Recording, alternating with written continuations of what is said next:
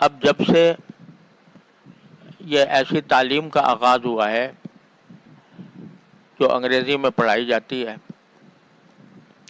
تو رفتہ رفتہ لوگ اردو سے دور ہوتے جا رہے ہیں، اور آسان سے آسان بات بھی کہی جائے تو وہ سمجھنے کے متحمل نہیں ہوتے۔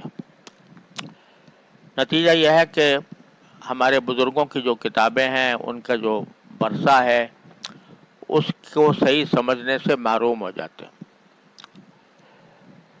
اور یہ بڑے افسوسناک صورتحال ہے۔ لوگ اردو کو سمجھنے اور اس کو پڑھنے کی طرف توجہ نہیں دیتے، بلکہ آج کے دور میں اردو نہ جاننا یہی ایک بڑی صفت ہو گئی ہے کہ میں اردو نہیں جانتا۔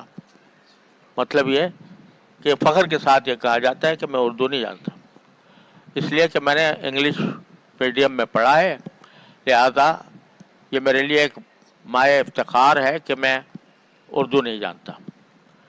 کسی بھی دنیا کی زندہ قوم میں ایسی مثال نہیں ملتی کہ اپنی مادری زبان کو اتنا اس نے ذلیل کیا ہو جتنا ہمارے معاشرے میں ہو رہا ہے۔